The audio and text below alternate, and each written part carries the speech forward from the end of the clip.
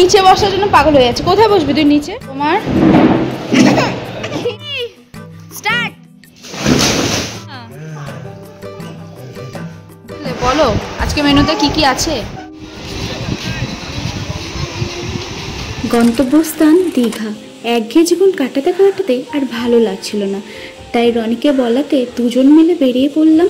না দুজন না, এখন তো আমরা 3 জন হয়ে গেছি। আর হ্যাঁ, একটা কথা বলে রাখি, আমার মেয়ের এটা প্রথম ট্রিপ আমাদের সাথে। ও প্রথম কোথাও ঘুরতে গেল আমাদের সাথে একটু দূরে। এর আগে আশেপাশে আত্মীয় স্বজনের বাড়ি গেছিল, কিন্তু সেটা আর ঘোরা কোথায়। এটা ওর প্রথম আমাদের সাথে 4 ঘন্টার জার্নি, জানো তো। অন্যান্য বাচ্চাদের আশেপাশে দেখছিলাম কেউ কান্না করছিল, কেউ ঘ্যান করছিল, কিন্তু ত্রি একটুও কাঁদেনি। ও বেশ আনন্দ নিয়ে জিনিসটাকে বেশ উপভোগ করছিল। ট্রেনের জানলাতে মুখ বাড়িয়ে বাইরের দৃশ্যগুলো অবাক হয়ে দেখছিল। মনে মনে ভাবছিল বেশ মজাই লাগছে। সারাক্ষণ মেয়েটা ঘরেই থাকে, একটু বাইরে বেরিয়ে বেশ অন্যরকম লাগছিল। আর এই হাওড়া ব্রিজ, যেটা আমার দেখতে একদম অন্যরকম লাগে, খুব ভালো লাগে। আর স্টেশনে পৌঁছেই দেখি ট্রেন প্রায় 5 থেকে 6 ঘন্টা লেট। এত লেট করে সেখানে দীঘায় পৌঁছাতে 12টা থেকে 1টা হয়ে যাবে। তাই কোনো রকম চান্স না নিয়ে চলে গেলাম বাসে করে। বাসের টিকিট নিয়েছিল 350 টাকা করে এসি, আর নর্মালটা অতটা ঠিক জানা নেই। তো পৌঁছে গিয়েছিলাম আমরা দীঘায়। পৌঁছেই আগে ব্রেকফাস্ট করে নিলাম। এই দোকান দিয়ে ব্রেকফাস্ট করেছিলাম। দোকানটার নাম ছিল ওল্ড সোনার বাংলা। বিশ্বাস করো, প্রত্যেকটা খাবার ছিল মারাত্মক। এটা বানিয়ে বলছি না, লাঞ্চ, ডিনার এবং সকালবেলার টিফিনটাও ছিল খুব সুন্দর খেতে। রুম থেকেই বানিয়ে নিয়ে গিয়েছিলাম মেয়ের জন্য খাবার, আর সেখানে বসে বসে আগে ওর খাবারটা সেরে নিলাম, তারপরে সারলাম আমাদের দুজনের খাবারটা। এদিকে দেখো, মেয়ে ঘরে একটুও খেতে চায় না, মুখে খাবার নিতেই চায় না। এখানে সবার মাঝে বসে দিব্যি দেখলাম মেয়ে ভালোভাবে খেয়ে নিচ্ছে। আমার তো বেশ মজাই লাগছিল। সময় নিচ্ছিল ঠিক কথাই, কিন্তু আস্তে আস্তে মেয়ে ভালোভাবেই খেয়ে নিচ্ছিল। তো চলো এবার আমাদের খাবার পালা। এদিকে টুকটুক করে মেয়ে খেতে খেতে আমাদের খাবারটাও এসে হাজির হলো। প্রথম দিনের ব্রেকফাস্টে আমরা নিয়েছিলাম লুচি আর ঘুগনি। ঘরের লুচি খেলেও মনে হলো দেখি একটু বাইরের লুচিগুলো কেমন, খেতে কিন্তু দারুণ ছিল। নিচে বসার জন্য পাগল হয়ে যাচ্ছে। কোথায় বসবি তুই নিচে? নিচে এখানে কোথায় বসবি তুই? হ্যাঁ, এই যে তাকাও তাকাও, তুমি নিচে কোথায় বসবে তুমি? তোমার কি মা, তোমার কয়টা দাঁত উঠেছে দেখো। মা, তোমার কয়টা দাঁত উঠেছে দেখো। ই করো। আমরা সবাই তোমার দাঁত দেখতে চাই, দেখি তোমার দাঁত, দেখি। ইটা করো, ই করো। একটা দাঁত উঠে গেছে, এবার আমার মেয়ে মাংস খাবে মা। তো এখন আমাদের ব্রেকফাস্ট কমপ্লিট হয়ে গেছে। এখন যাব হোটেলে, তারপরে গিয়েই যে এনাকে স্নান করাতে হবে, তারপরে করতে হবে ওর রান্না আলাদা করে, সমস্ত কিছু ওর আলাদা করে। 3টে ব্যাগ এসেছে, 3টে, আর আমাদের দুজনের একটা ব্যাগ। তো চলো গিয়ে রুমে গিয়ে দেখা হচ্ছে। ঘর থেকেই সমস্ত সামগ্রী গুছিয়ে এনেছিলাম, চাল ডাল সবজি সমস্ত কিছু। এর জন্য আলাদা করে আবার একটা ব্যাগ হয়েছে। যার বাচ্চা তাকে এমনি তো নিতেই হবে। সুইমিং পুলে চান করতে আমাদের স্নান হয়ে গিয়েছে, ঠিক আছে, আর মেয়ের খাবারও বানানো হয়ে গিয়েছে। এখন বাজে ঘড়িতে 2:30। আমরা অপেক্ষা করেছিলাম 12টা অবধি যে আমরা সবাই মিলে একসাথে স্নান করতে যাবো, কিন্তু এই যে এই মানুষটা, এর জন্যই যত দেরি হবার, এর জন্যই দেরি হয়ে গেছে। চল রে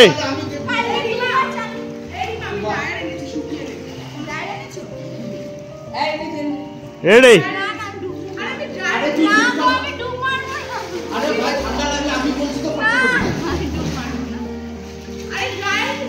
ভিডিও হচ্ছে, কিন্তু ভিডিও হচ্ছে না, করো। আরে যাবে তো,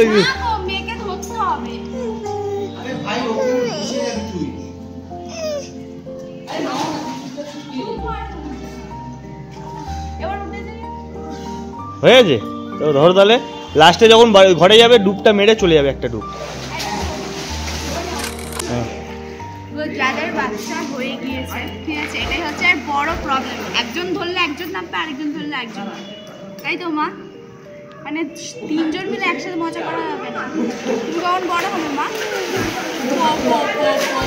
এবার আমি না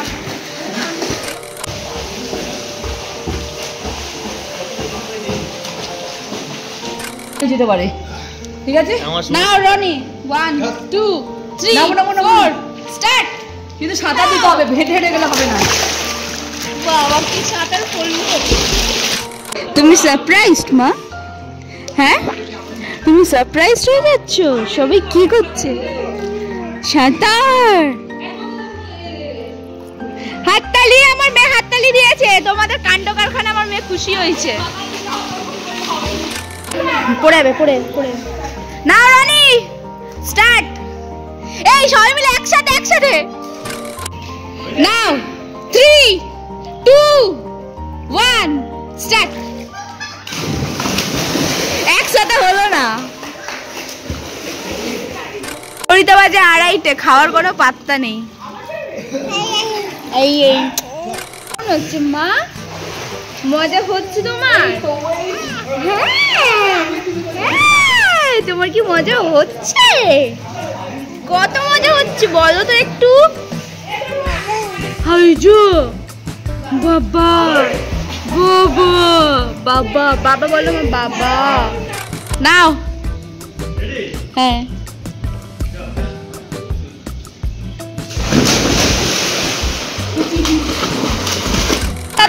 তোমার সাথে চান করা হলো না। আরেকজন যদি আসতো ভালো হতো।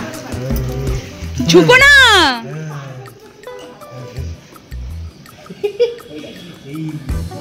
মেয়ে জিনিসগুলো খুব ভালো করে উপলব্ধি করছিল। আমাদের সাথে ও বেশ তালে তাল মিলিয়ে মজা করছিল, আর আমার বেশ মজা লাগছিল ও এত ভালোভাবে আনন্দ করছে বলে। আর তার মধ্যে সুইমিং পুল, সমুদ্রের হাওয়া জিনিসটাই অন্যরকম, বেশ অনুভূতি। আমার খুব মজা হচ্ছিল, কারণ আমার মেয়েকে নিয়ে প্রথম ট্রিপে বেরিয়েছিলাম, আর তার সাথে রনিও বেশ মজা করছিল, বেশ সঙ্গী পেয়েছিল, বেশ আনন্দই হচ্ছিল। আর বল না পেয়ে সাথে একটা বেলুন নিয়েই সবাই মিলে খেলা করছিল। তারপর দিন অবশ্য বল নিয়ে সুইমিং পুলে খেলা হয়েছিল, যেটা তোমাদের সাথে নেক্সট ব্লগেতে শেয়ার করবো। আবার রনি এমন ভাবে তাকালো যেন মনে হচ্ছে সেই বিয়ে বাড়িতে হঠাৎ করে ক্যামেরাম্যান চলে আসে না মুখের কাছে, অমনি ভাবে তাকিও না, সেই অজয় মামার কথা মনে পড়ে গেল। এই যে মা, তুমি খাচ্ছ খিচুড়ি আর বাবা খাচ্ছে মটন ছেড়ে। ঠিক আছে মা, তাড়াতাড়ি বড় হও, মটন খাবে মা। এই যে হ্যাঁ বুঝলে, বলো আজকে মেনুতে কি কি আছে? রানি ভাই বল, আজকে মেনুতে কি কি আছে ভাই বল। তোমার খাওয়া পাত দেখাবো না, আমার পুরো ভরা পাত বসে রয়েছে এখনো। তোমার রঙ্গ হচ্ছে? হ্যাঁ কি হচ্ছে তোমার? খুব আনন্দ হচ্ছে? মা একটু নেচে দাও মা, মা একটু নেচে দাও মা, একটু নেচে দাও, একটু নেচে দাও। নাচে নাচে নাচে নাচে নাচে নাচে নাচে নাচে আমার মা নাচে নাচে। মা নাচু করে দাও, নাচু করে দাও, নাচু করে দাও। হ্যাঁ নাচো, নাচে নাচে নাচে নাচে নাচে নাচে। বাবাকে ডাকো মা, বাবাকে ডাকো, বাবা আয় আয়।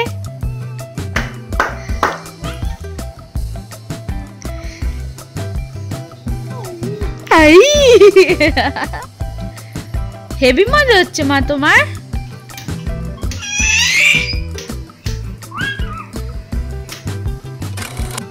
ঘড়িতে বাজে 10:45, ঠিক আছে?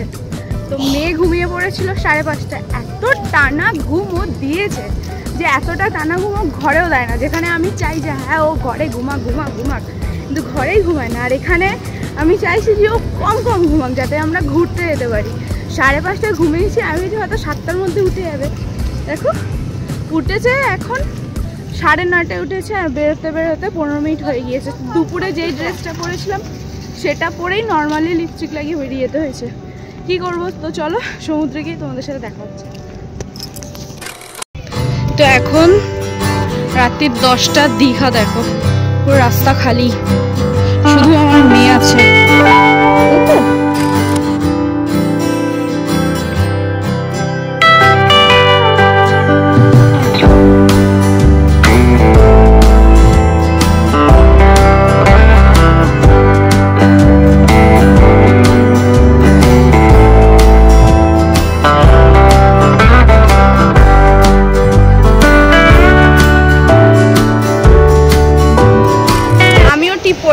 মেয়ের সাথে, তাই তো মা?